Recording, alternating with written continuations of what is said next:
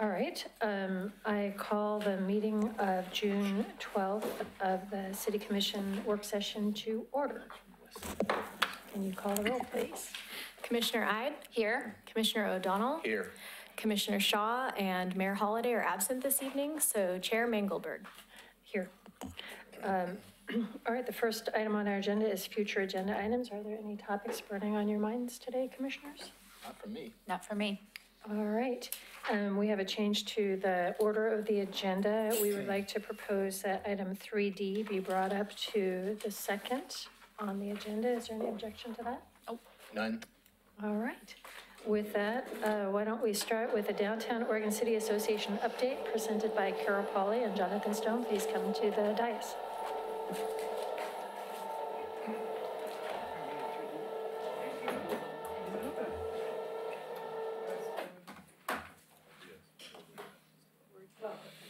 Okay.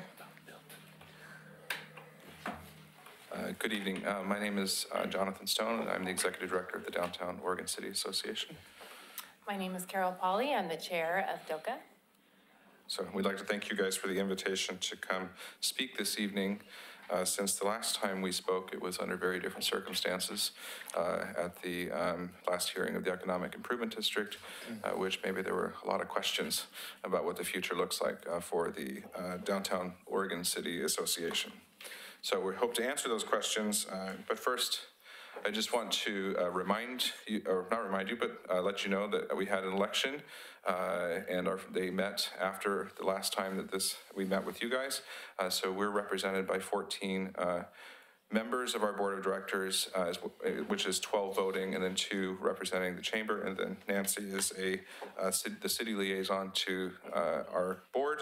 But our board members represent property owners, business owners, and community members. Why am I not being able to talk? Anyways, so that's our board of directors. If you haven't seen their faces before, that helps you orient you to who gives us guidance. So our understanding based upon the staff report, as well as conversations with Tony and, conversations that we've had with some of you guys that we want to present about our continued partnership with the city, what our sustainability model is going to be since the Economic Improvement District is sunsetting in July, and then a little bit about the projects, programs, and vision for the future, how we're going to approach the future of our program. But first up, you guys have heard me say this many times. I want to talk just a brief overview of the Main Street approach and the value that a Main Street approach is designed to bring its communities that they're based in. There are over about 1,200 Main Street communities across the country. The model was established by the National Trust for Historic Preservation in the early 80s. It's based upon the idea that you have to have a comprehensive, well-rounded program. You can't just pull one lever. You got to pull multiple levers to affect change in blighted historic business districts. So that would be, for instance, design. Is the district a place that is attractive, that people feel safe coming to? It is economic vitality. What are the fundamental challenges and opportunities facing the business and property owners in the district? And then promotion, is the community aware and coming to the district? And then for organization, is the district and the revitalization effort something that's broadly held by the community and the stakeholders involved? And downtowns matter. One of my favorite quotes is from Ed McMahon. He's the national chair of the Main Street program. And he says, downtown is important because it's the heart and soul of any community. If you don't have a healthy downtown, you simply don't have a healthy town. And that is so very true. So as we were preparing for this presentation, we wanted to kind of think about sort of internally how we approached or what we thought a city's value was from a Main Street organization or the approach. And in general, if you think of what a great Main Street is, a vibrant downtown, what does it produce for a city? It produces happy businesses, happy residences, not residents, as, I mean, I suppose a residence could be happy too if it's filled with happy people. Services that the city would provide, but a fraction of the city cost, as well as services that might not be able to be provided by the city. So happy business results in an increased commercial tax base. We know that because commercial property values are based on the income potential of a commercial property. Happy residents result in an increased residential tax base. I'm sure if you just take a random sampling of residential brokers in Oregon City and based on Carol's quote, increases the residential tax base so that there are people investing in buying property in Oregon City because they feel it has a sense of place. And we certainly believe that downtown plays a part in that. In terms of at a fraction of the city cost, we are able to provide services that wouldn't have sort of the fully loaded cost of a city staffer. We're able to be a little bit more nimble in that respect. And then on the case of nimbleness with that means we're able to experiment maybe a little bit more on projects and programs before they maybe become sort of mainstays in the community. Some of you have seen this slide before when if you came to the Oregon City Business Alliance presentation. We just wanted to put together a collage of things that we think represents some of what our program is about. Best of Oregon City last year, many of you attended that event. It also produced a publication, which we got some great photography of our businesses, Localopolis, the First City Celebration, the Oregon Trail Game 5K, and then business education services, which we set up our office that can work in a way that we provide occasional trainings to businesses. And in that photo was when we were doing a micro grant program. We required the businesses that were interested in participating to come and learn from a retail professional before participating. We produce basically seasonal promotions, which includes Santa. We have the real Santa, I have to remind you, verified by the kids themselves. And me too. I got to ride down with them in the fire truck. Yeah, so that's not padding underneath his suit there. And we do the trick-or-treat on Main Street, clean and safe, occasional volunteer pressure washing. The antique fair is something that we continue to steward, although we're not the ones that produce it anymore. And then, as you know, we do operate the municipal elevator on your behalf. We advocate for storefront and building improvements. When the Multnomah Lodge was needing to be painted, we were there saying, yes, please paint it. It's definitely worth the investment. And signage, all those kinds of things are things that we are in support of and actively work towards. So what is our strategy moving forward? Some people have accused us of being done. There's a lot more there's not more work to do, and I couldn't disagree more. We see over the life of the program as in hindsight, we've been through 2 phases and we're getting ready to enter a 3rd phase. What the future phases are beyond that, I'm not entirely sure. But when the program was started in 2009, really the focus was on creating a movement and reducing blight. Downtown Oregon City was not a place that you wanted to be. It wasn't a place that you wanted to open a business. But how do you get people interested? Like when Funnelbox came in and build on that momentum to build a coalition and beautify the place so that catalyzes further business investment. When I joined the organization in 2014, everyone was like, downtown Oregon City is going somewhere great, but nobody could quite articulate where it was going. And also businesses were moving in, but people weren't necessarily following those businesses. And so how do we improve sales density and awareness of the businesses that were moving there? And that's when we embarked on an annual market research campaign.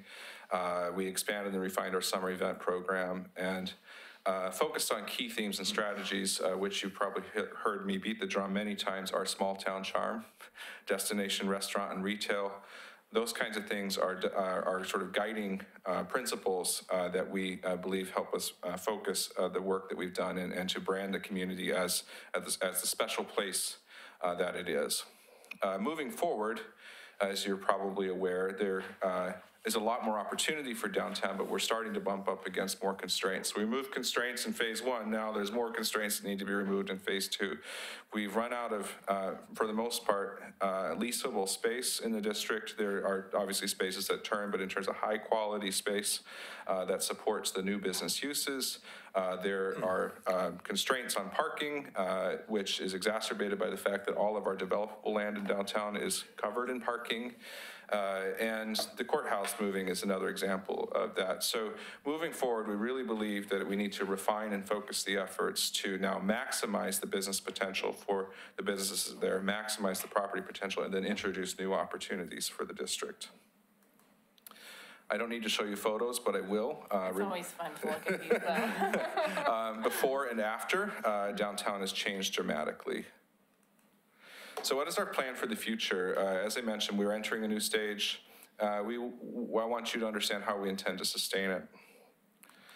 So as I mentioned, there are big challenges and opportunities. This is just a few of those that we see, but probably some of the more important ones. Parking utilization, again, the courthouse is a big deal in terms of its relocation. We want that to be as seamless as possible. Infill development is the next frontier in a sense of increasing property, let's say tax base in the district. How do we make sure that our businesses are pacing with the development in the district so that they are successful? Tourism is something that you guys are being strong supporters of and something that we've been championing for years. How do we connect the district to the other nodes, especially the Willamette Falls Legacy Project? And ongoing, a clean and safe district is something that we're very much concerned about. So from stage 1 and 2, as you imagine, we've introduced programs that are going to continue. We intend to continue clean and safe. We intend to continue the street tree lighting. We intend to take advantages of grant programs that are available to us. In fact, we're another potential $200,000 grant program will be available to us in 2019 that we're going to start looking at how to potentially invest in the district. District-wide marketing is something we will always do.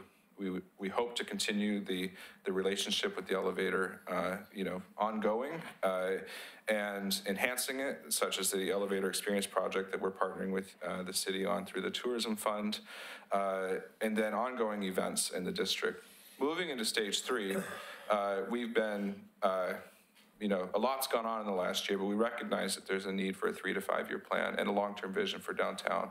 And so that's step 1. As soon as we poured the last beer in August, we're going to start focusing on that 3 to 5 year plan. We've introduced a Friends of Downtown membership. We're getting ready to roll out in the next week or two a new business and property resource website. Liz, who is our new programs manager, which was kind of a serendipitous opportunity when we had a staff attrition, we kind of retooled our staffing to bring in somebody that's more business development focused. Started target task forces and are launching a new gift card program. So those are things that are underway, but there's a lot more that we're planning to do with the outreach to the community to program the next 3 to 5 years. The financial framework of the organization is clearly changing. One is the Economic Improvement District is no longer a part of that equation. And so we've implemented what we call a voluntary property membership district. And we've taken essentially the rate model from the Economic Improvement District and invited all of the property owners to join as a continued member of the organization. And those letters were sent out a few weeks ago, and we're getting a pretty strong response rate on that. We're still tracking that, and how that moves forward will affect how we think of our continued program. The Friends of Downtown is something that we just started working on, or starting to actively onboard people to in the last couple weeks. In the future, how do our events and sponsorships continue to plug the gap, and then ongoing reduced FTE, at least until into the future. We've identified specific program and resources to justify increasing FTE. So us successfully transitioning to this new framework is critical to the future of our charitable work. And how successful we are at it determines exactly what level of program we're able to bring in, to the city. So one of the things that we're here for is to talk about our partnership with you all, and understanding that we're entering a new stage of revitalization for downtown. We were looking at the goals that the city has established, and would like to remind you that how our program matches those goals. Successful economic development, we support your goals by successful economic development through programs targeted at entrepreneurs and developers. We support a vibrant downtown, which is at the center of a livable community. We support an engaged community through our events, visioning, and the action that we put behind everything that we've done. So the visioning sessions and just getting people into the streets and interacting with each other. And then we support your goals also by providing quality, fiscally responsible services. So there wouldn't be a presentation from now and forever into the future where we don't mention the Great American Main Street Award. But it's coming at you in this context that all but 2 of the Great American Main Street Award winners in the past 5 years continue to receive general fund support from their city. And on average, that is about $100,000 per year. When we were coming here and we knew that talking about, the continued partnership with the city, we wanted to say, how do we stack up and making sure that we're not asking or proposing anything that is outlandish. Based upon this sampling, that we believe that the continued relationship as it currently is definitely prudent in terms of that we're not at the highest level. In fact, we're the 30th percentile based upon population for the district. And so I just want to leave there with, Oh, and there are only 8 states that don't require the cities to contribute to their Main Street programs. So that was an interesting. Yeah, in fact, many states, if you want to call yourselves a Main Street community and to have access to that statewide network and services, like for instance, New Mexico requires a $100,000 annual investment, irrespective of the size of the city. And so there's a lot of precedent across the country for not just voluntary contribution from cities, but mandatory contribution if they want to buy into the Main Street program. And the reason for that is that I think all of those states have identified that if we can take care of the core operating of the organization, it allows the organization to flourish and find new resources to really magnify the investment of the city partner in the program. And also the nonprofit has opportunities that the city doesn't have to secure and leverage grants, that type of thing from different sources. So, which we hope to get that $200,000 grant next year. So just a bit of context for other Great American Main Street Award winners. So our concluding thoughts, we want to continue the partnership with the city, and we look forward to entering into discussions as to what that partnership looks beyond this current fiscal biennium.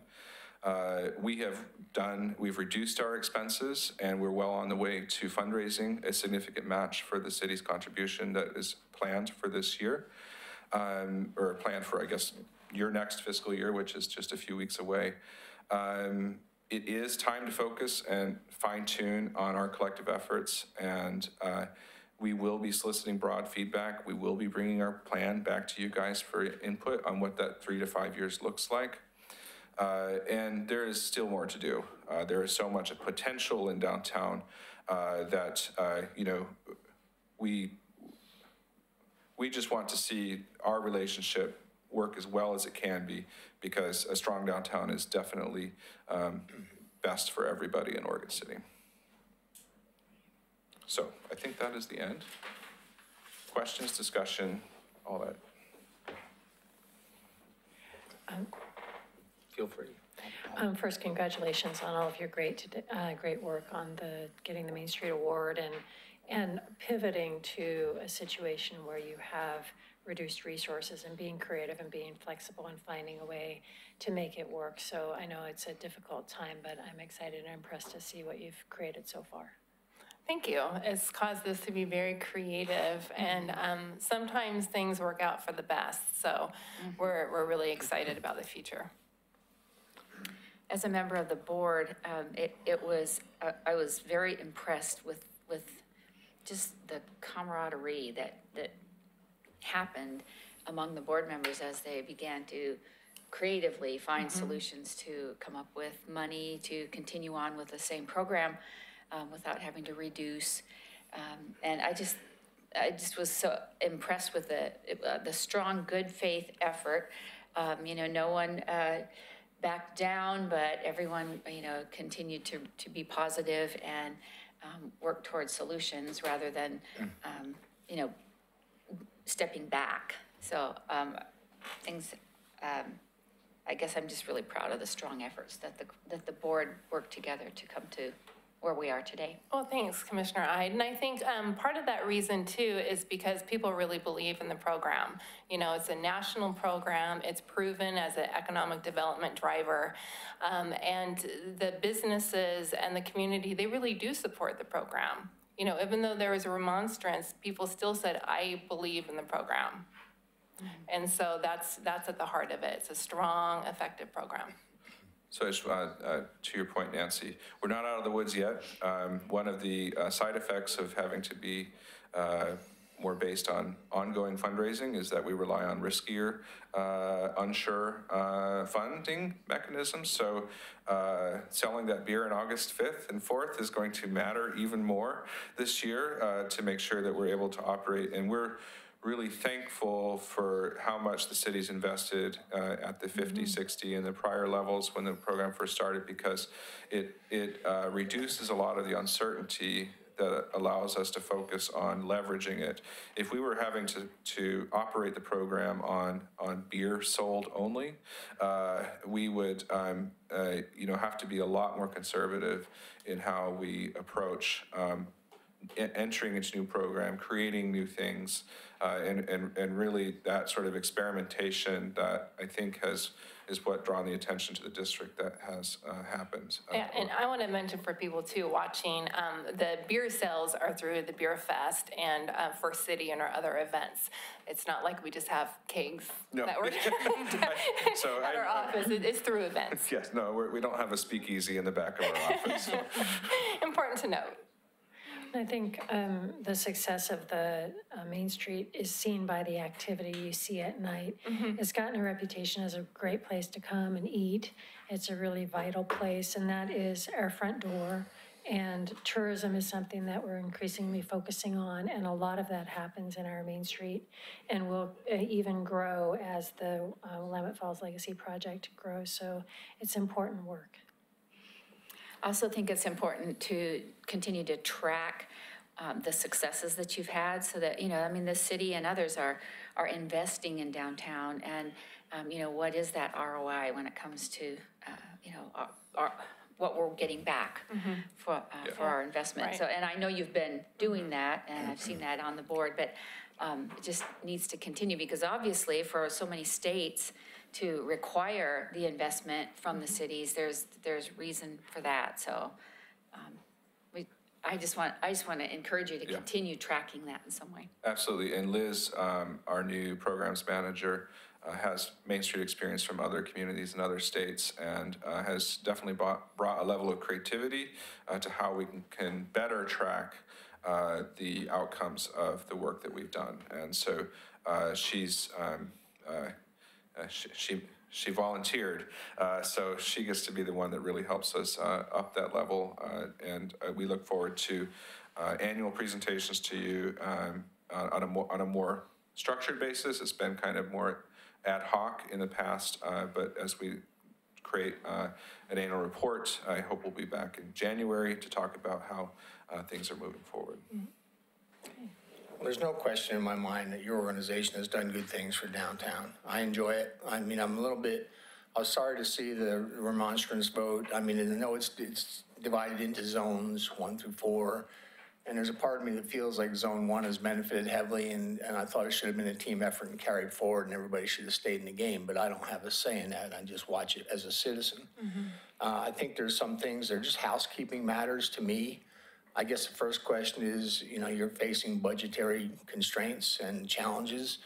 How important is this? What's the ask of the city, specifically in dollars? What do you expect the city to contribute? So we're not in front of you making an ask.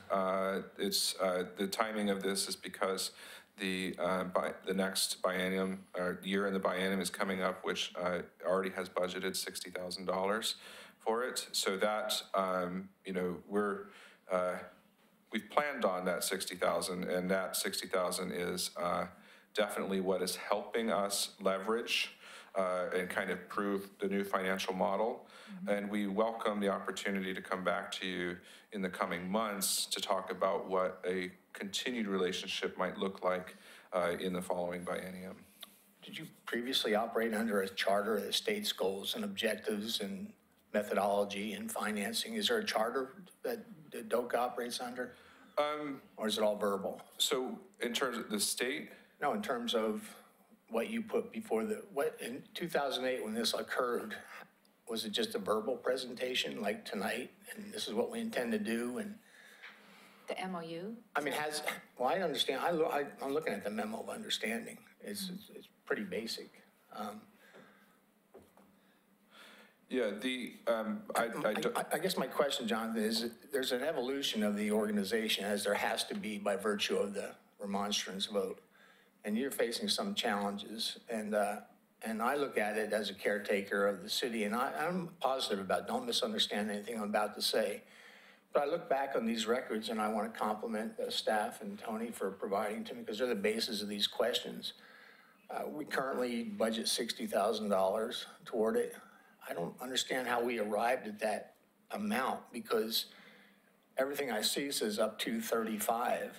And at least these documents clarify for me that there's an intention, and I'm sure it's still an intention, at some point, DOCA becomes fiscally independent. I don't know if that ever happens, judging from what you showed us. And that's not a criticism of your organization. I'm looking at what support other cities receive. How did we end up contributing 60 versus 35? So,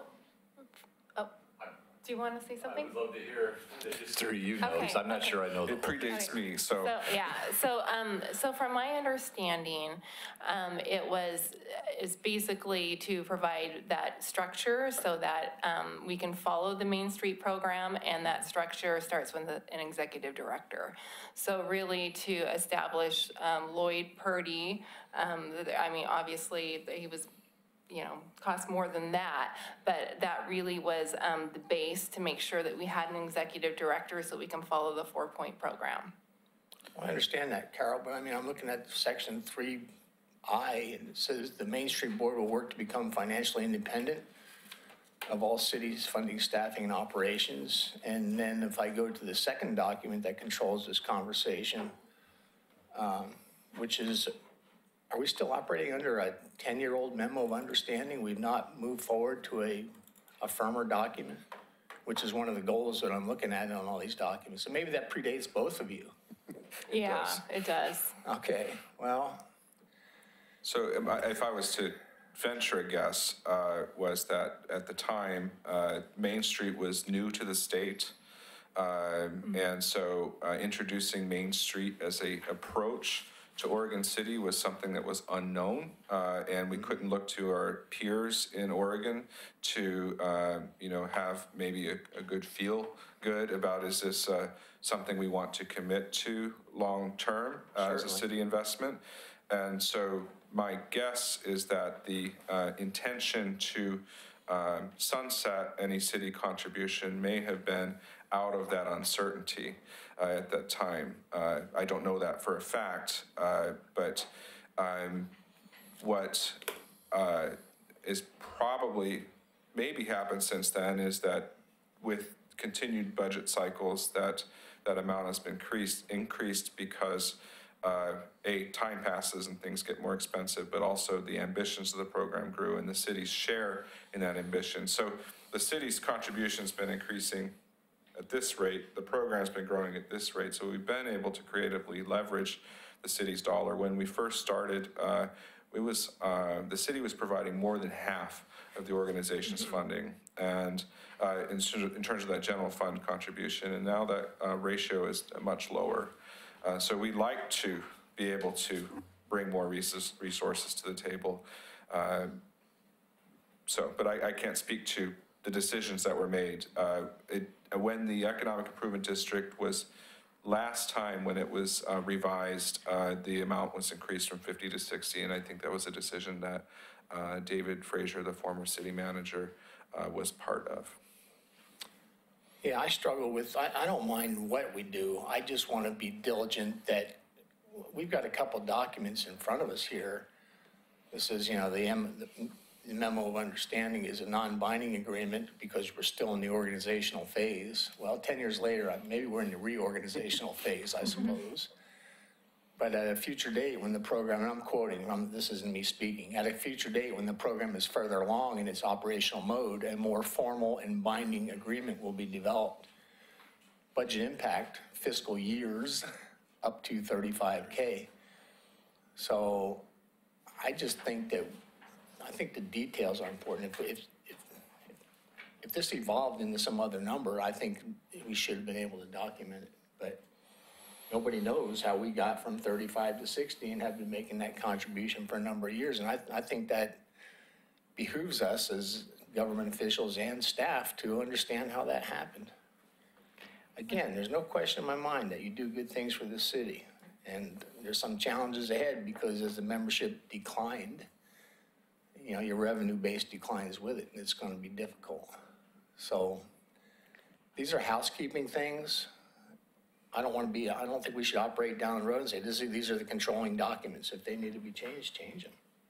Yeah, and that's why I mentioned, I think we're very much supportive of a formalized document as we head into the next biennium to tighten those things. And especially with the 3 to 5 year plan, which we would include you guys in that process, it would be much clearer as to what the city's continued partnership means and what the city's getting for that continued partnership. Absolutely want to do that. No question in my mind, again, Jonathan, there's value there, okay? No question.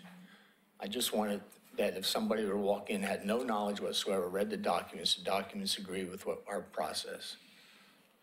So if we can do that, I'm not one here to sit here, and you're in a difficult position. I'm not here to cut the legs out from under you when you could probably use every cent you could get in the immediate future.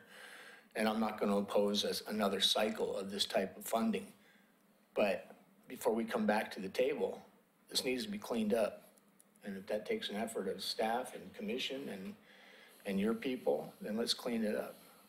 I don't like, it just looks like, you kidding me? We're operating under a memo of understanding that was formed 10 years ago that we agreed to do something about and we didn't. And all the documents say 35,000 maximum for years, not 1 year, for years. Maximum contribution. And I don't like violating agreements verbally that written documents are in front of me and say otherwise. So again, I'm not gonna cut the legs out from under them at a critical point in their time. I want housekeeping done.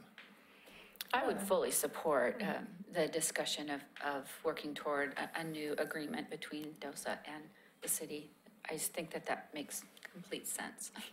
Yeah, I think it's very important to make sure that documents are current and updated, and we have more information now. I mean, before it was brand new, like Jonathan said, the state program had just started, so Oregon just joined the National Main Street Program at that point, not too much long prior. And so now that we have more information and we know what our partnership looks like, we can come up with a good document. And there's clearly services that your organization provides that the city doesn't have the technical expertise necessarily to do, doesn't have the time and resources to do, and that you could do more effectively, and that's the basis of a good partnership. Right, and like I mentioned earlier too, us being a nonprofit, there's many grants and other things, tools that we can leverage that the city simply cannot. And then we even go above and beyond to create that placemaking with like our Clean and Safe program, with having a street cleaner. That's something that the Public Works doesn't have to do. You know, we make sure that our downtown is clean and safe. And especially looking at what's coming up with the courthouse and wanting to create maybe a pocket park or something downtown too for placemaking. There's so many opportunities to partner together and create some great things for a city. And yes, with the updated agreement. I think it's necessary. I want to see this. I've seen the results of your efforts. I think they're impressive. I want to see it continue to be pushed further north because the rest of that road needs it. I mean, it's a total offering. It's not a partial offering. It's not you cross the railroad tracks or any, you know, some geographic barrier and it becomes a different city. I very much agree with that. And when we increased our board and added some new board members, we have Andy Spicer from Spicer, so he's north. We have Oregon City Brewing, Craig. So we have north representation, and then especially with the cove development, it's really coming together really to link that. So that is something we talk about a lot on the board, is really integrating the north end, and there's a lot of potential there. All right, is there anything that staff would like to add or share on this topic? You know, I think, you know, we tried to go back to the beginning of when this was set up. And we only had a couple of days before we had to get this out.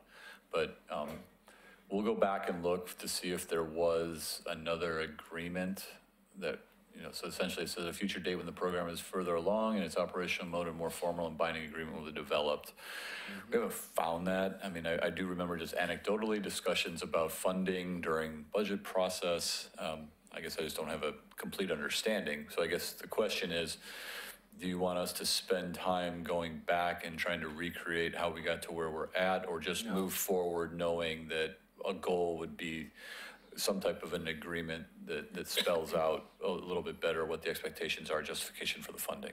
Door number 2, we are where we are. We don't need to go back and see how we evolve there. This is a housekeeping matter. They're at a critical point in time.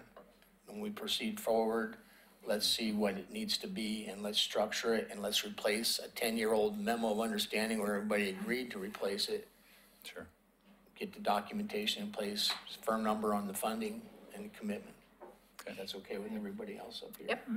And is that something that we're thinking about rolling in essentially a year from now, like through the budget process, or is this something that's we'd like to see sooner?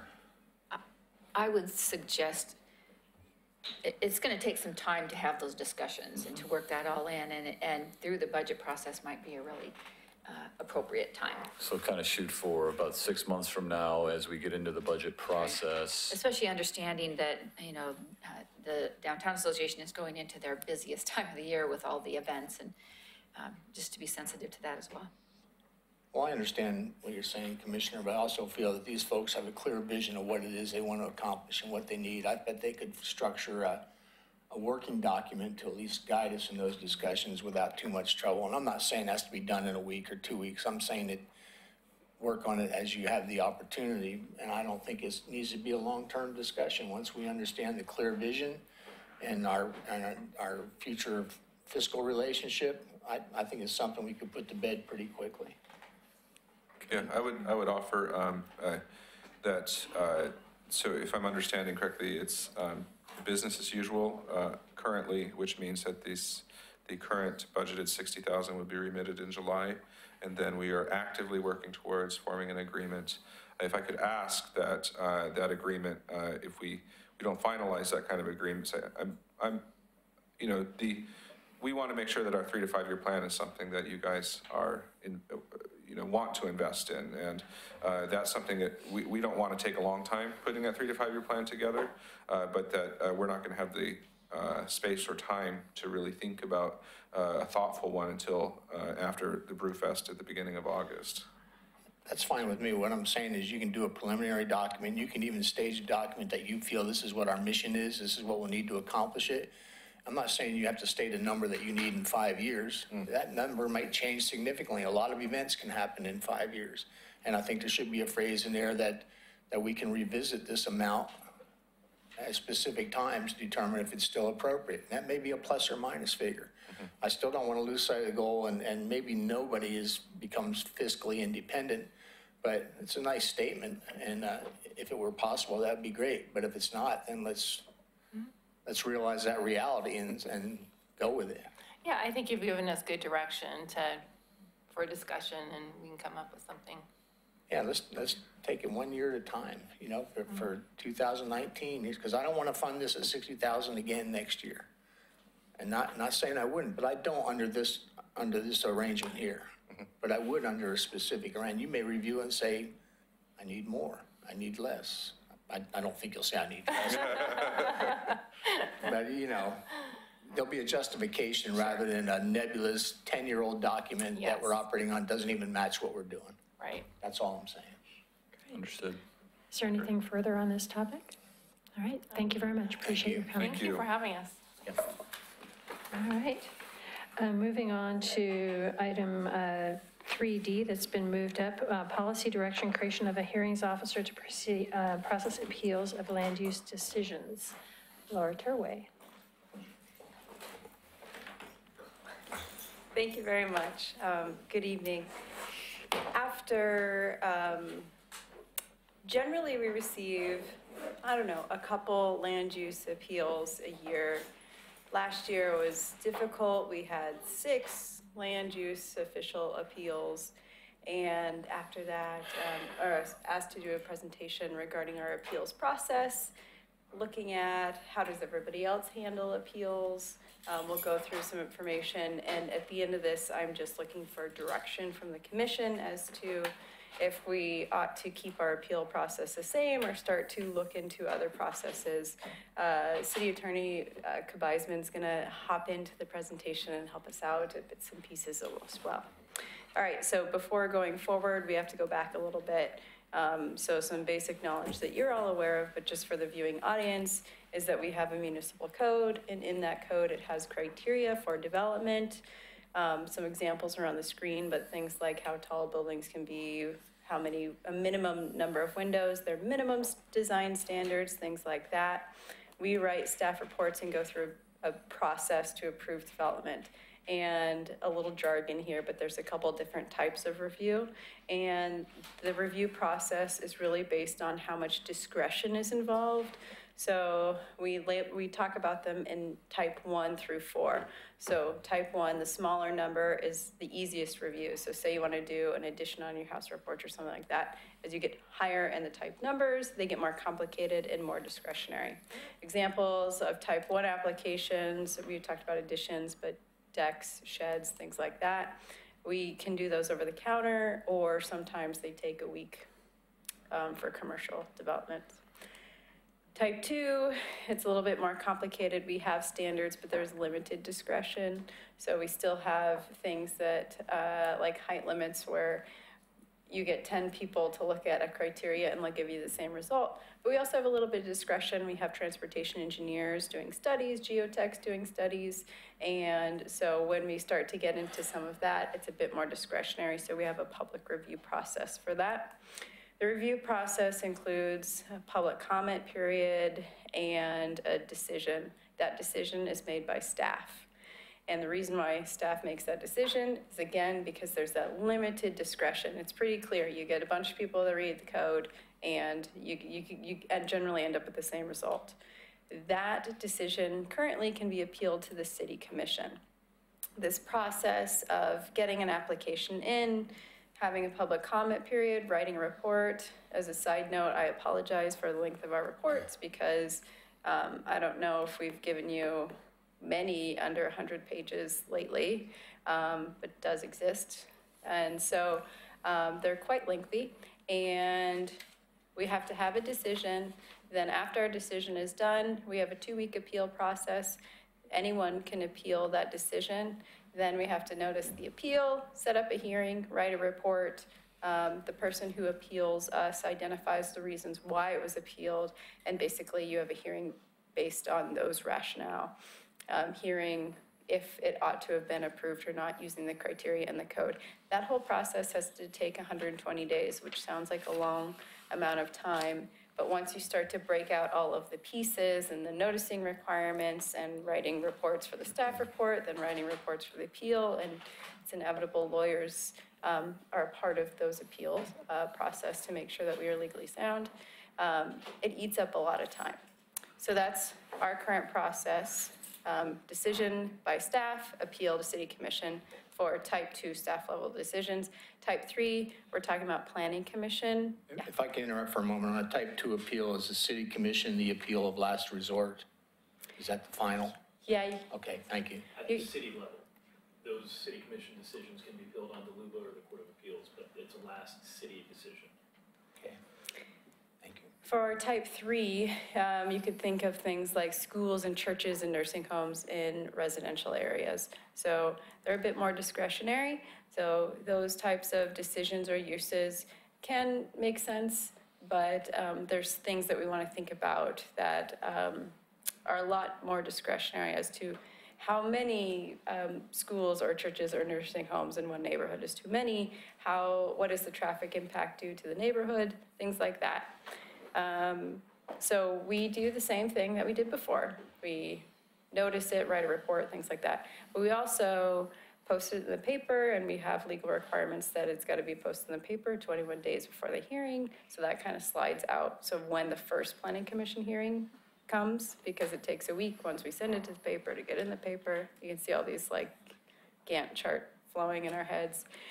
And then planning commission takes as long as planning commission takes. And by the end of that, they render a decision. And the decision, we wait 2 weeks after that decision is made.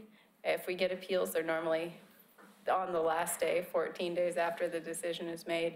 And then we have to pull together a staff report and have a hearing. And that's done at City Commission. Same timeline, still 120 days, but you could see that we added another commission in there, which extends things a bit. Our planning commission does meet fairly often though. They meet twice a month, as you know. So that's type 3. Type 4, they're really discretionary. Do you want to change a zoning designation? Things like that. That goes through planning commission as a recommendation to you. This you all know, that happens in 120 days. You're the final decision maker there. So when we're talking about local appeals, we're really talking about type 2 and type 3 decisions. And there is a couple different options for if the city wants to consider changing the appeal procedure. So I'm going to go through and show you what other cities do. One option is to add a hearings officer. I'm not advocating either way, but how our city is set up, we already have a planning commission and city commission. As you'll see, other cities utilize hearings officers. Other cities also do a variety of other things that don't apply well to our city because they have a lot of other boards. So in a lot of cities, planning commissions really just are advisory for policy, or they don't process land use applications the same way that we do. We utilize our planning commission a lot, which is a good thing. All right, so to summarize, our appeals all go straight to you, every single one of them in the city, and they consist of type 2 and type 3. Type 1, those over-the-counter ones, are not appealable. All right, so here's what everybody else does. I'll go through this in a little bit more detail so you don't have to memorize it on this one slide, but a lot of cities do a lot of different things. That's what that tells me. So here is what other cities do. Everything in the orangey yellow color is what we do, and everybody else that has that orangey yellow color does what we do. Actually, I'm wrong on that. So type 3 decisions, it's very common to go to city council or commission in our case. So you can see that most jurisdictions go to city council. I have planning commission highlighted, and that is not correct. My apologies. So here's what we don't do, what a lot of cities do, which is the option that we listed on the original chart was a hearings officer. So you'll see that a lot of cities do prefer type 2 decisions, so staff level decisions with minimal discretion to a hearings officer. Hearings officers are normally lawyers, and they're normally someone that you have on contract, and they'll go through the criteria, they'll go through the review. Applicants always have the burden of proof to demonstrate that they comply with all the criteria. In this case, you'll notice that there's some jurisdictions that do hearings officers for appeals of type 3 decisions, but not all. You see that planning commissioners show up on some appeals of type 3s, and that's again because they're structured differently. They might have a different board, like a architectural review board, make the decision, and that appeal goes to planning commission, so they have a different hierarchy than we do. some of these cities do things that they're trying to change. For example, Corvallis and Gresham, their appeals of staff level decisions go to the Planning Commission, and then it can go to the City Commission after that. So within 120 days, I don't know how that's physically possible. It's very tight. I would imagine all of those appeals have extensions and take a long time. So again, both of those cities are in the process of changing that. I think what is good policy is to have clear direction of who gets what appeal. Some of these cities have where the appeals can go to a hearings officer, or the City Commission can pull it up, or the Planning Commission or the City Commission can pull it up. And I think that we have to be thoughtful if we think about that approach, because we would need to figure out how do we know if the City Commission is going to pull up an appeal? Is there criteria for that? Yes, no. And if so, we need to know early on in the process so we make sure that we move swiftly through the process so there's enough time for you to account for that appeal at the very end. Because we'd essentially be doing understanding who to send it to and how, and make sure there's enough time for that. Let's see, there are other pros and cons of changing the appeals process. The process of doing an appeal it includes a very finite amount of things. They're looking at the criteria, they're looking at the process, they're making sure the findings are non-biased, they're looking to ensure that the decision is even-handed, that the conditions all make sense. So it is, in some sense, very legalistic in some points of view.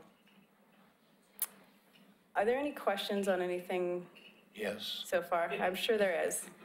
Let's just shoot and then we can go from there. Don't tease me and ask me that then and say, go on, go ahead. No. There's a lot of different places where we want to talk about. Yeah. Preliminary understanding. Yeah. The hearings officer doesn't participate in type 1 because they're not appealable. The plan is to participate in type 2 and 3 hearings. There is no plan. It's the question of the commission if you want to. He could potentially. Yeah. And the type 4 hearing is going to remain as it is by law? Yeah, because you're the final decision maker for that. My thought is that looking at all this, Ms. Turway, is a flow chart would have been wonderful. That shows how it drops through currently and how it would drop through in use of a hearings law. It just jump at you.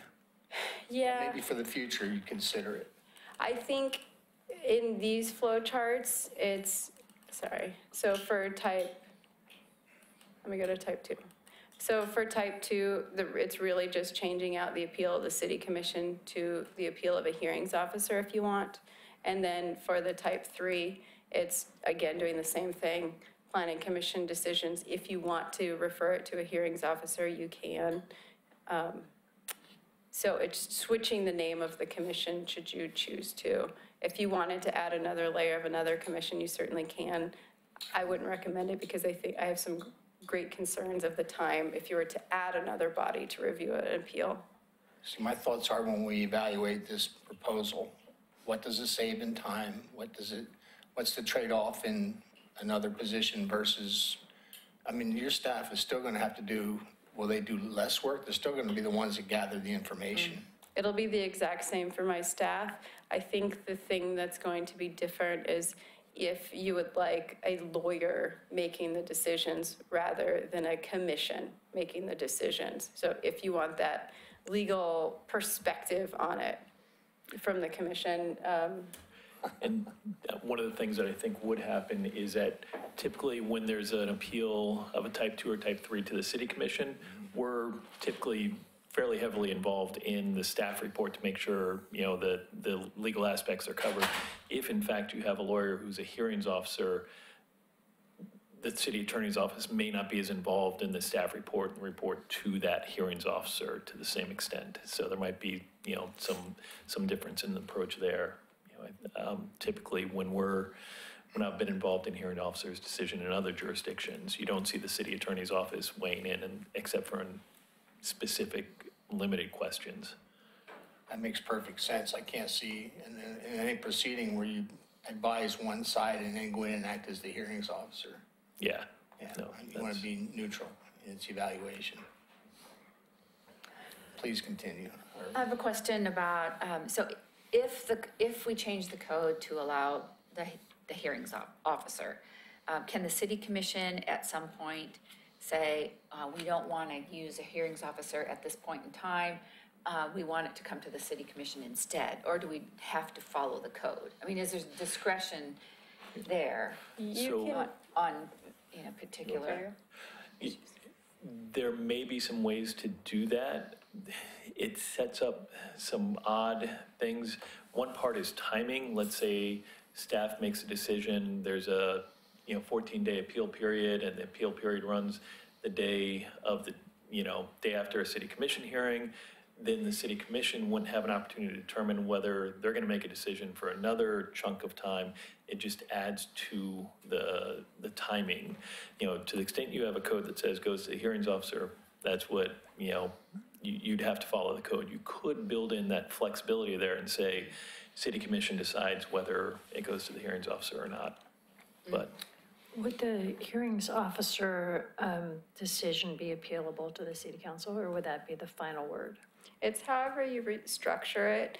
There are a couple of cities that does that. For example, Eugene does that, but they are having a difficult time making it within our 120 deadline to make a decision. And so most cities that do that are amending their code. So Corvallis is changing their code, for example, on that, so that you have an appeal and the appeal only goes to one body rather than flows through multiple bodies.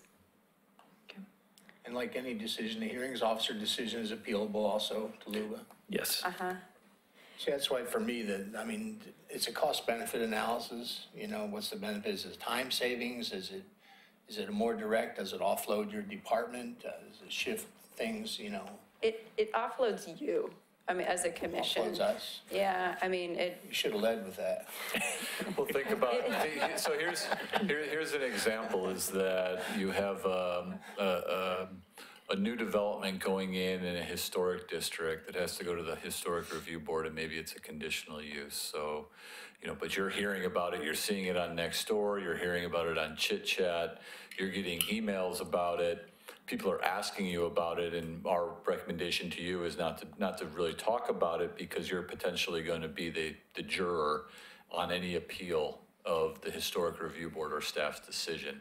So it does put the commissioners in this difficult spot of being the elected representatives of their community, but really, with the recommendation from your staff to, don't engage on specifics and details, because you're potentially going to be the hearing body of this. And you can remedy that by, disclosing ex parte contacts at the beginning of the hearings. That's why we go through that process. But, you do set yourself up to remember all those contacts that you've had on a process that could take over 3-4 months to get to you.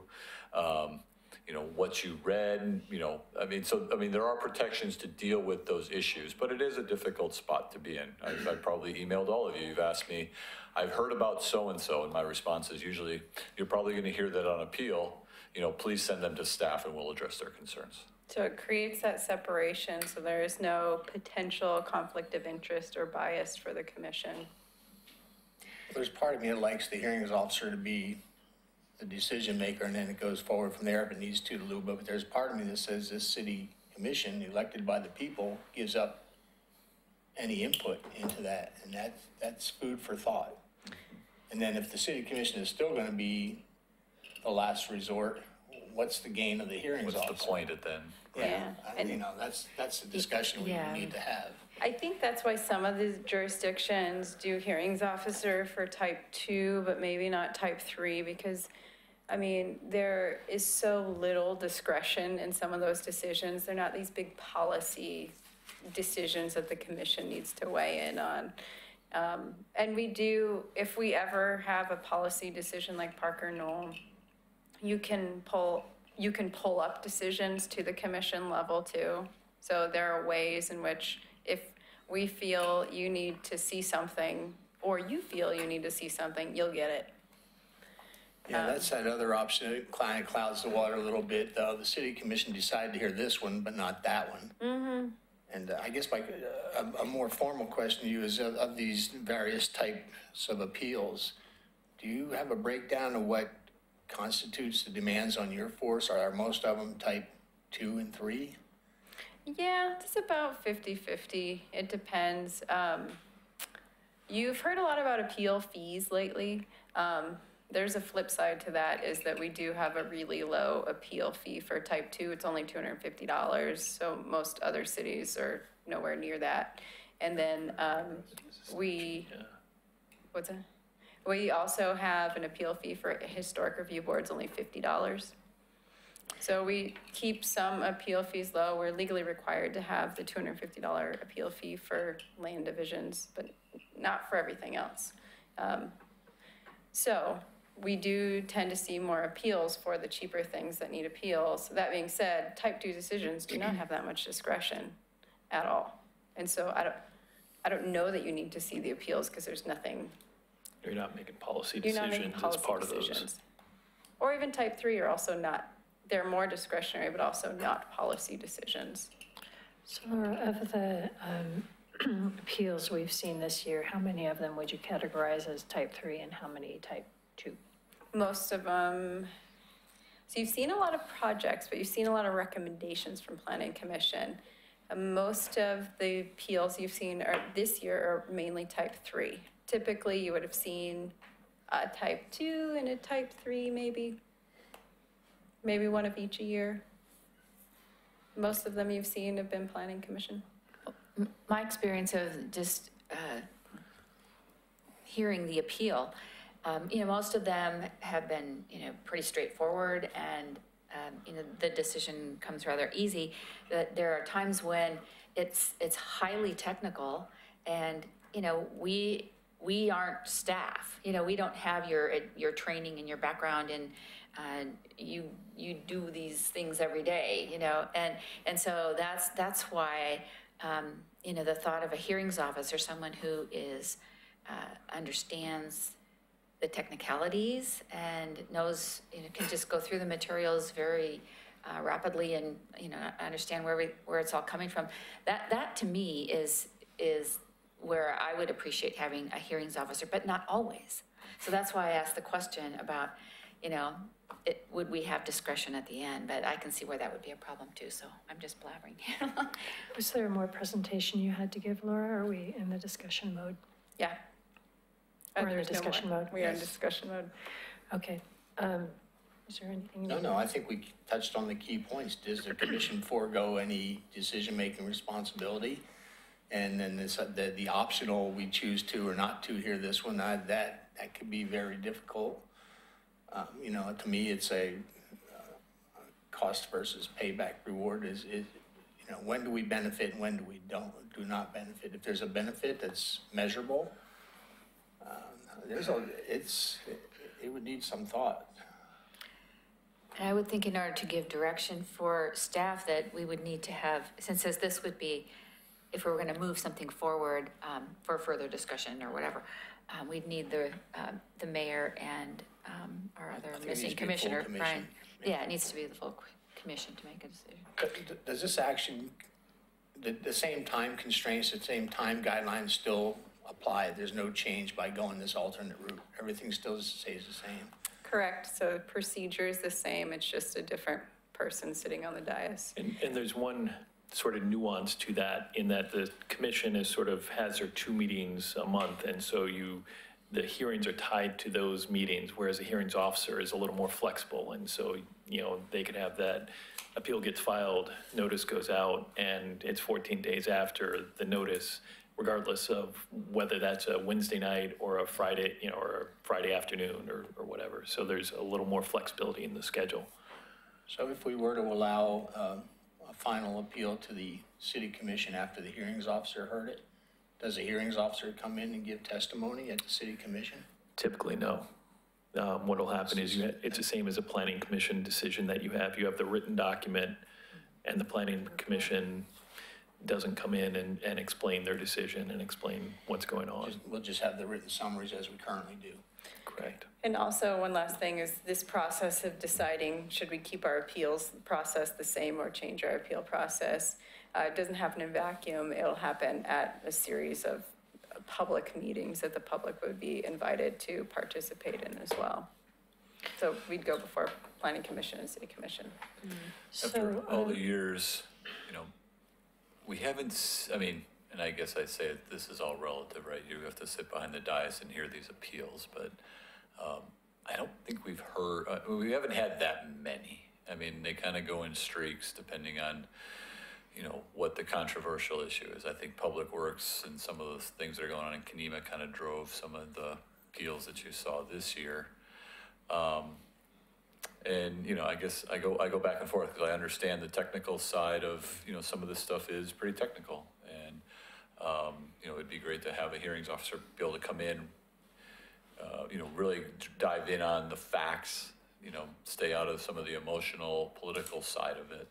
But at the same time, you know, it's exactly what Mr. O'Donnell said, Commissioner O'Donnell said, I mean, you're elected to represent the city and drive policy. So, you know, I look forward to the discussion about it, and especially in Oregon City.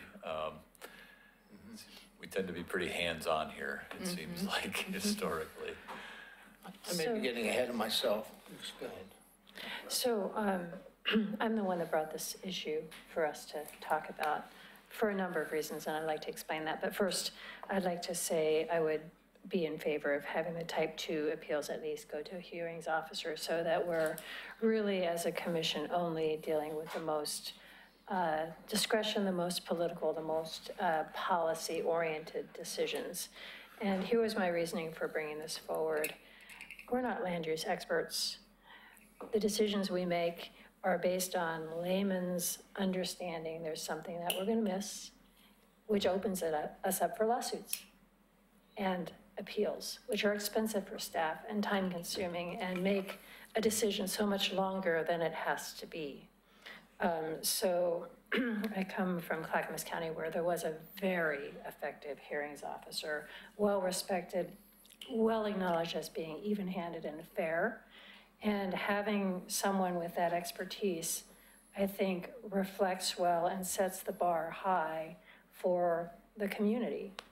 So they understand that they need to be presenting information that's factual, that is based on the criteria, or that hearings officer is going to say, I'm sorry, that's not a valid argument, and come back when you have your facts straight. They can roll us, they can fool us, and we can make bad decisions that get the city in trouble, and I feel badly about that. So for me, I only want to hear the most policy-oriented projects. I don't want to hear the day-to-day, run-of-the-mill things that staff can review well and a well-versed, knowledgeable land use expert can make good decisions on. I would actually agree with that, because there's a part of me that thinks that a well-respected, well-versed individual who commands respect may minimize the number of appeals we get, because if he's viewed as even-handed and knows the law, it's not like those 5 people sitting up there don't know, you know. So I would give that some credence. My operational question would be, would this be a contract employee that if we use him 5 times a year, he gets paid X amount per hour, like working with any lawyer, there's a fee? That would be the model we would use, yes. Yeah, that makes sense. Yeah, not an employee, but a. Right, a 1099, Be a contract contract. employee. Right. Right. I think it's worth considering. I mean, I like a lot of the comments that Commissioner Renato just made. I still like the flow chart for savings, but I grasp it.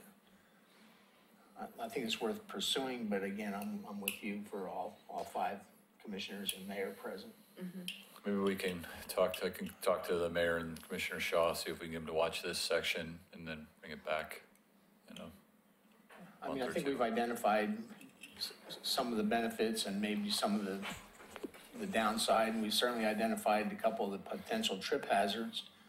You know, what does the commission review, what don't they review, and foregoing elected control of some decisions. So I think those are the 2 big points to consider. Thank you. Okay. Okay. Thanks. Thanks for the presentation. It was All super right. helpful. Moving on then to item 3B, Metro Regional Transportation Plan Update. Mr. Lewis. Thank you. Got a PowerPoint tonight for you, Commissioner O'Donnell. I know you're impressed I was with going my through PowerPoints. withdrawal. I know. It's tough. Did it meet the minimum size requirements? Betcha. So Is your mother watching? she might be. Okay. So just this 2018 transportation plan update, I just like, one thing Metro does well is they create nice logos. So this logo shows up throughout the presentation, but it definitely kind of represents all the various modes of transportation and kind of really the details of which the regional transportation plan is all about. Regional transportation planning is definitely a work in progress. It's never ending, in my opinion. And so just really want to give you a quick update. To me, this update has kind of gone full circle over the last year and really kind of landed where we were about a year ago. Just so you know, we out of this, we get a project list, and that's an important piece of information because it's kind of gives us a map and a list to look at, gives us some dollar values associated with that, and just helps guide that. It's definitely much higher level than our transportation system plan because it's regional and they're the more kind of pressing and large-scale projects. Much of it's on other agencies right away, but there are some other projects and it's not. So here we go. So just remember the RTP, it's definitely a blueprint to guide the investment for all forms of travel. And we definitely want to do that. And the plan focuses pretty heavily on safety, efficiency, and affordability. It's a 20-year look ahead. So keep in mind, it's always changing. I mean, we update this thing every 4 years, but I can't think of a year where I've been in this position doing this where we haven't talked about the RTP update. It seems like it's always happening, mostly because the process takes a long time. The other little piece to this is that, by the way, this is a required program, so Metro didn't just dream this up. Federal government requires a regional transportation plan. So, that's why I think it's always doing it. That's why it's always happening. I think it's a good thing. It's just sometimes feels like, and it never ends. So we were here July in 2017, talked about this plan, and we've gotten a little further ahead.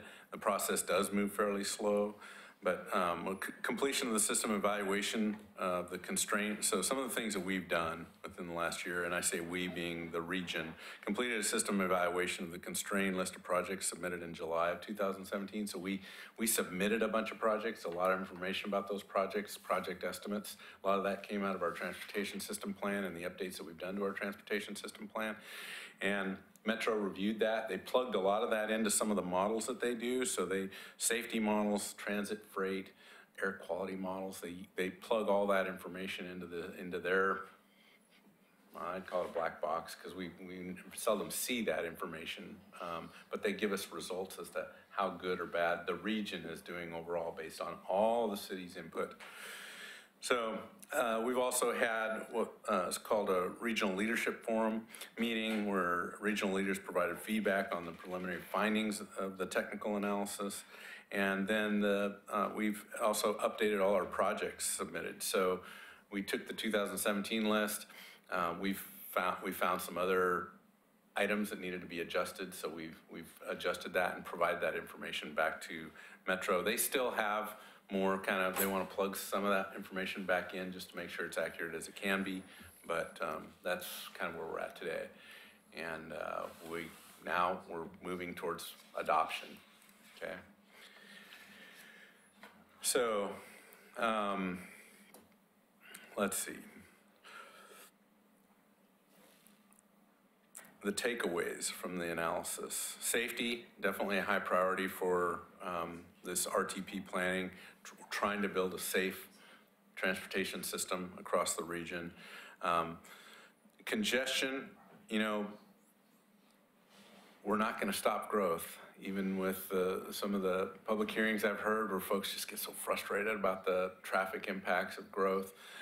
We're not going to stop that growth. We're going to see more congestion, but hopefully it will improve the reliability of the system so that we can feel good about getting from point A to point B in a safe way. It may change what times we go to work or when we choose to get in a car, but we're definitely not going to stop growth. I guess the other thing that this seems like the region kind of focuses on is trying to get us out of our vehicles, right? Trying to use other modes of transportation besides hopping in a truck or a car and going, several miles when in fact maybe you could telecommute or you could use that bike path or walk, those kinds of things. So there's a lot in the transportation system plan that focuses on those other modes. Some get frustrated that there's too much focus on those other modes, but the reality of it is it looks at all the modes. There's definitely, I don't have the percentage in this presentation, but most of the money, most of the project list is based on vehicle modes. But there's a lot that's going into bike, ped, transit, all those other kinds of modes as well. Reduced emissions. So encourage and support options that reduce our per capita footprint. And that's what I think drives most of the regional spending is emissions. We're trying to reduce the amount of air emissions that vehicles put into the environment. So, yeah, that's all I need to say on that side. So, one of the things that I find interesting is this regional transportation plan. When they look at funding, how they come up with all the dollars that are going to be spent across the region over the next 20-year planning horizon is definitely kind of hard to figure out. And I've sat on a committee at Metro where we were plugging in things like how much are our SDCs, what do we anticipate, and so they utilize all that information, our payment maintenance utility fees, those kind of numbers they plug in. And so clearly we were falling far short, and we still kind of are always underfunding transportation improvements because they grow pretty quick. You add projects like 205 widening for, 500 million, that's pretty big. Those are pretty big projects. But so I suspect that's part of the reason why the legislature added this House bill that has since passed, and it's going to make a difference for over that 20-year planning horizon. For Oregon City, it means about 23 million, which is about 10% of our overall target for the planning period. So just know that we were far from reaching that target before House bill, but we're much closer with House bill 2017. Remind me, was that an increase in the gas tax? That was an increase in the gas tax, yeah. For Oregon City, it was the increase in the gas tax. For transit, for instance, there's also, so these numbers are specific to kind of Oregon City and kind of our project list. So let's see, I wanted to say on this one, we moved, so a couple other things that we did. We moved one project from the strategic 2028 to 2040. We moved two projects from the strategic to the 2018-2017. So we were able to move a couple of projects forward. We added back in 4 projects, and this is during this 1-year period of change, right? So as a result of that House bill, we added back in 4 projects that were in the 2014 RTP, but not included in the last round of the 2018 RTP.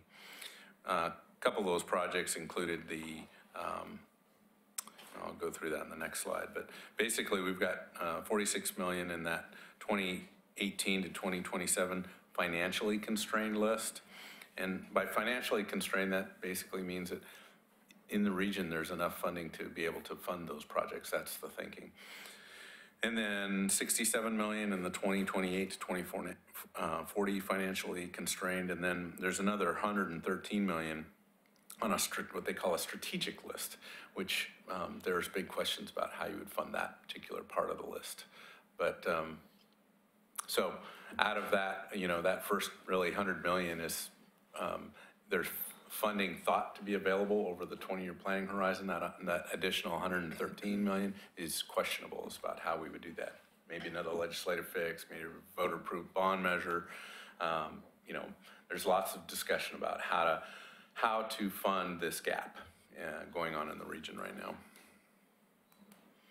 The term financially constrained means there is sufficient money? Yes, I know, it's a little backwards, but that's, I think,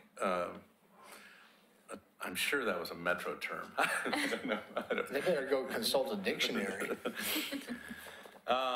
Just for a graphic, I mean, in your commission packet, there's a detailed list that shows specific numbers. This is a map of those numbers. As you can see, there's a lot of improvements on ODOT right away, but there's a lot of improvements on both city and county, roadways as well. So we're spreading that around. There's both pathways and roadway improvements. So this, to us, was those projects that were kind of most felt like regional projects. Pathways, for instance, are maybe a little bit, they can be regional. If you're talking a pathway out of the Kenema neighborhood, for instance, that could be a regional pathway, but it could also be a local opportunity to get from, say, the South End area into downtown without, having to traverse through South End Road or some of the other Malala Avenue, some of those other corridors. So really, we're kind of looking at that 45-day public comment period on the RTP, so that July to August, that's coming up real soon. They're just really kind of fine-tuning the RTP. And so there's going to be a push to get public comment for that. The Metro Council will, they make the decision, and there's really not a local decision to be made on this other than providing you updates, making sure if you've got concerns or comments that we get those into Metro staff that are working on the RTP update and see if we can make a last minute adjustment. And then of course, from there, it kind of goes on, and we'll probably hear about when we've got federal and state, approval of the RTP. So again, not really a decision needed tonight. Just wanted to make sure you were aware. I think Commissioner Mengelberg, you stay pretty closely in tune with kind of these kinds of topics, and I understand you're going to the C4 meeting. This kind of feels like it's already left the barn on that topic. I think they've got different topics in mind, but I appreciate you participating in the C4 as well as the mayor, because there are a lot of conversations about this kind of stuff that happen in that group. That's Any it for questions me. or comments for Mr. Lewis? None. Thanks. Thank you very much for an informative presentation. Thank you. Moving on then to marijuana business update, Mr. Prado. Thank you, Chair Mengelberg and City Commissioners. At an April business meeting, Commissioner Mengelberg asked for an update on marijuana facilities in Oregon City and also the tax revenues that we received. So here is some information on where we are today. In this brief presentation, I'll give some legislative background. Are you talking about the greens? Yeah. I didn't think I was going to say this, but I will. I was working on this one afternoon. It popped into my mind, Cheech and Chong and pictures, but I didn't do any of that. John's good with special effects. I was not consulted on the color of this. We need a little humor.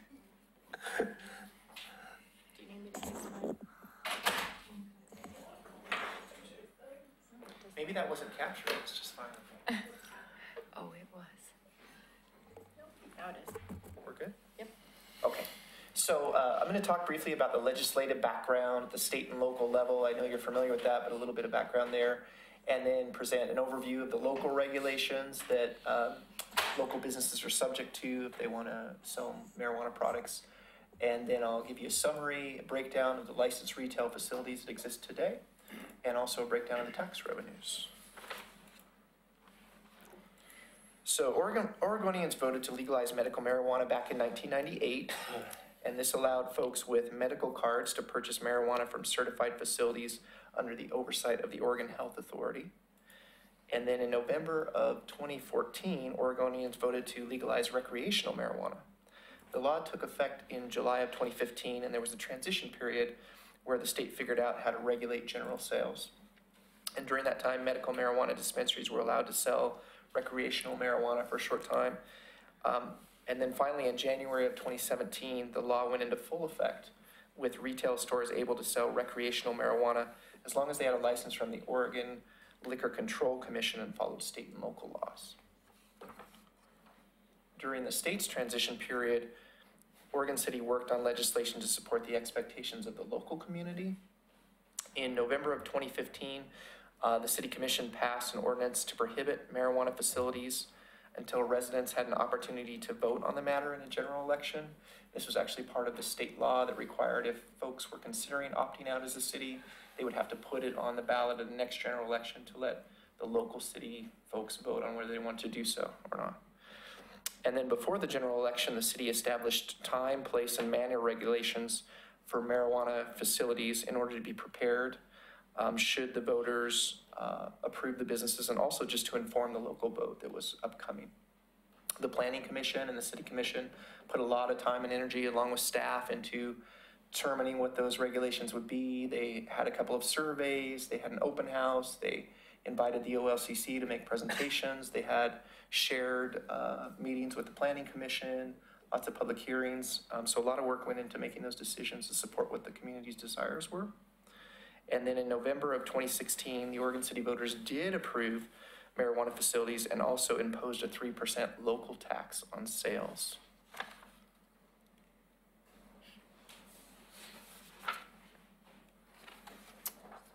As far as the local regulations, Oregon City has 2 areas in the Municipal Code that marijuana businesses are subject to.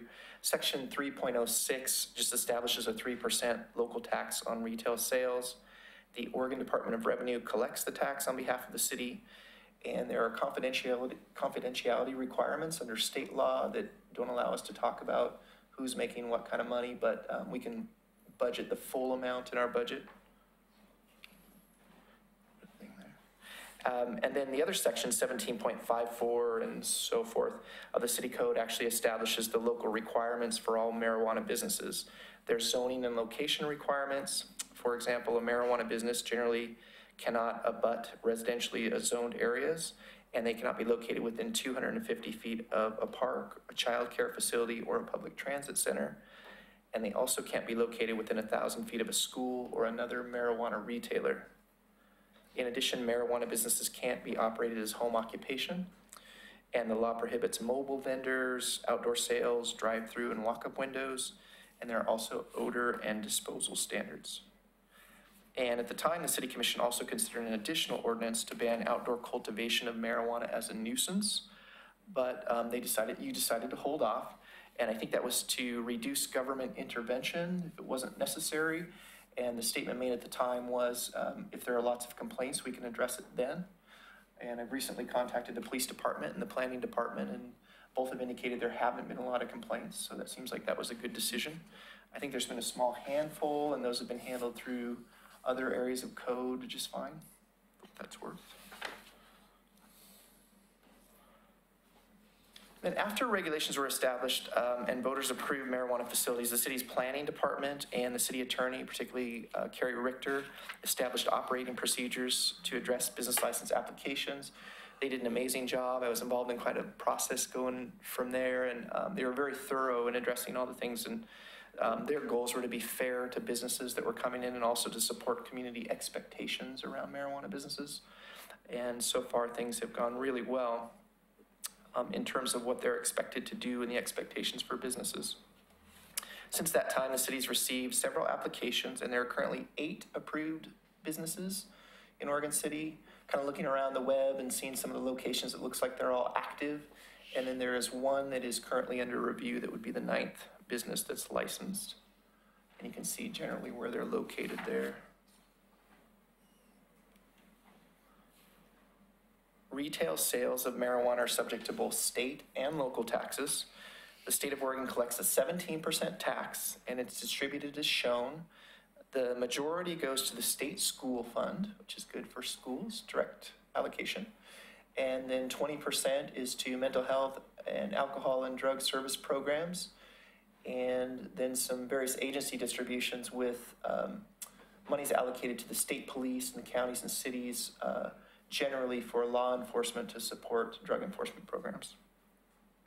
And the distribution for cities is only available to those that certify quarterly that they allow all marijuana business types, and the allocation is based on percentage of population of all the cities and also number of licenses within the city. So that's the state portion. And as I mentioned earlier, the Oregon City voters imposed an additional 3% local tax on retail sales. So it took a little while for us, for businesses in Oregon City to get up and running, for us to know exactly what kind of revenue would be generated.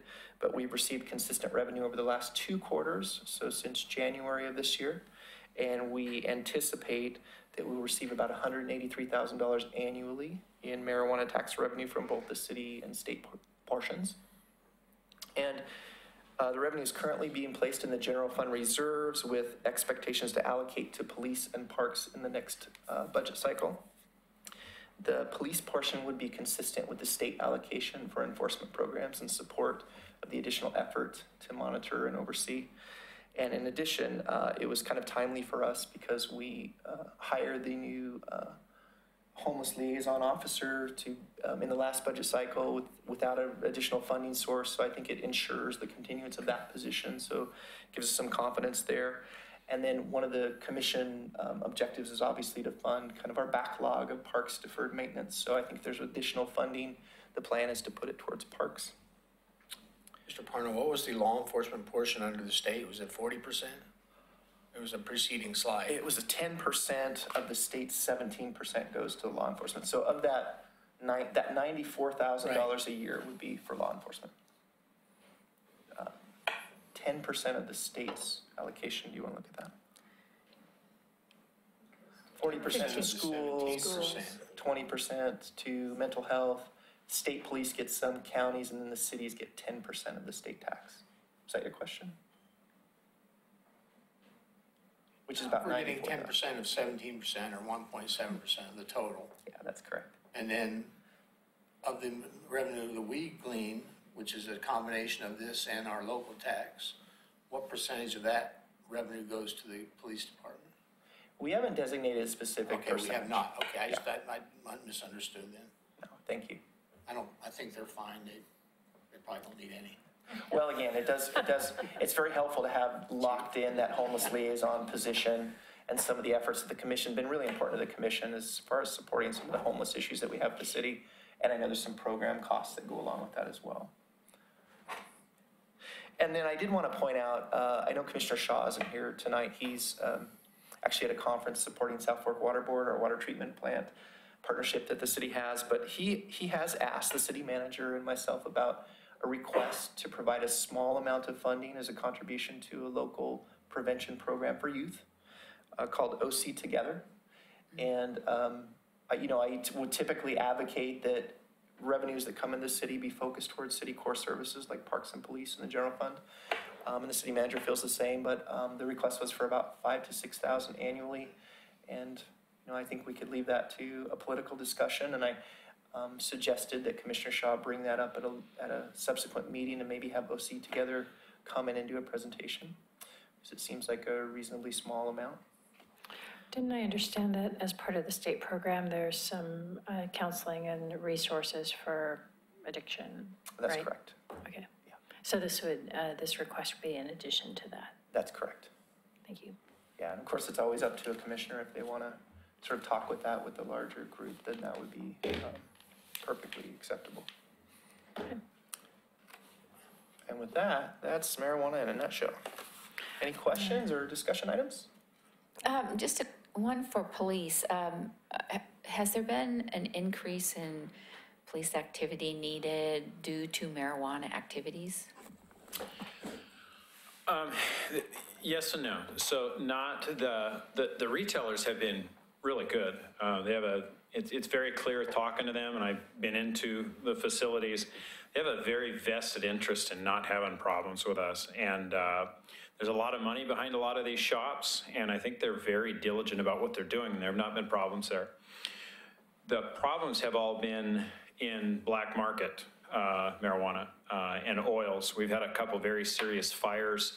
You can still see the damage at Pearl Street and Malala there. That was somebody cooking, extracting the oil, and that's a very dangerous process, and some, not retailers but just people doing it who are not supposed to be doing it, and it's pretty serious crimes.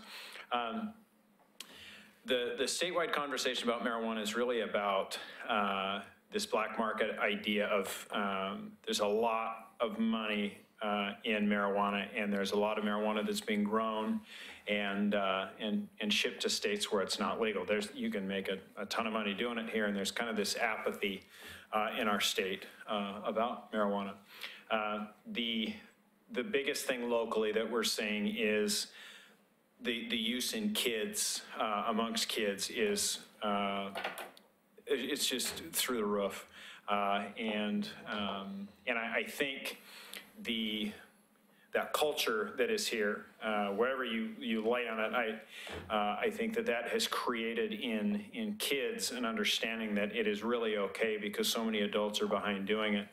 And so the message that a lot of these advocacy groups like OC Together, teachers, no matter where you are on the spectrum of legalization of marijuana, everybody agrees, and science agrees, that marijuana use in a developing brain is harmful. And so I think the biggest concern amongst people in the school and stuff has been trying to make sure that kids are not using it. The hurdle to that is you're doing it in an environment where it is now legal and very prolific. Is that what you're looking for? Yeah, thank you. How old does one have to be to walk into a store and purchase marijuana? 21. And of the traffic stops, have you seen an increase in, what's the right word, inebriated high drivers that are causing traffic concerns? No, it's very difficult to figure out whether it's much easier. The signs of and when you're stopping vehicles, it isn't. You can have a drink and drive a vehicle. You cannot be impaired and drive a vehicle.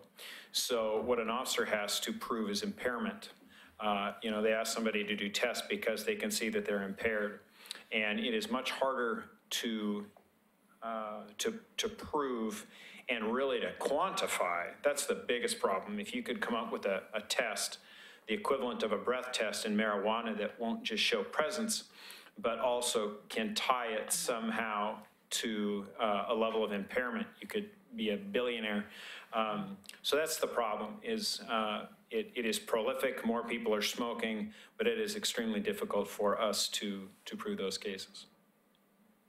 We can prove the presence of marijuana, but we can't tie it to how impaired somebody is. A couple of comments or questions. One is, as I look at the new marijuana shops, I see significant investment and improvement in the aesthetics and repair of the building. Does that translate into like higher building permit fees and better housing stock and that kind of thing? I mean, it's remarkable how nice they look and what they looked like before. Mm-hmm. So, I mean, in that way, it's a positive, I think. So, what was the second one? The other thing I've heard is that there's a saturation point and that there's a shakeup around the corner and that there may be not enough demand in Oregon City to support all of the stores that we have. So can you make a comment on that? That would just be market forces, right? I mean, the leveling of the market like any other market. Well, they have to be so many feet. I thought it was 1,000 feet apart. Yes. So, we can't have unlimited. Right. That's correct. And you did see that there's 8 approvals out there. You might notice that if you count all the shops, there's only 7. And so there's an approval for one that's not yet built. So we at least have one application that we're currently reviewing right now to build a new building on Molalla for a marijuana facility. Have some of the ones that have been approved and opened their doors closed since then, or? We have not seen any closed, no. Okay. Some have been confused as daycare centers because of the paint jobs. Any other questions for staff or comments or discussion? I think it's hard. I think as it goes to the saturation, I think what you saw in Portland was a pretty quick ramp up coming out of the gate, and over the, next couple of years after that, a reduction. So we'll see what happens here. I'd like to see the legislature give you the tools to differentiate between a legal product in possession and an illegal product, like a tax stamp on a pack of cigarettes. Well, there kind of is, in that any marijuana that's legal is supposed to be tracked, and it is daunting for the people who are doing it to do it well, and that tracking, it's from seed to the retailer. So it is fairly easy to figure out what is supposed to be in a store. The problem is personal use. So if you can grow it in your house, but there are huge quantities going to other places, and that's the tough one to fix. All right. Thank you very much, Mr. Parno, for an excellent presentation. Really appreciate your time on that. Is there anything else for the good of the order? Nothing tonight. Great. Thank you very much. We're adjourned. Thank you.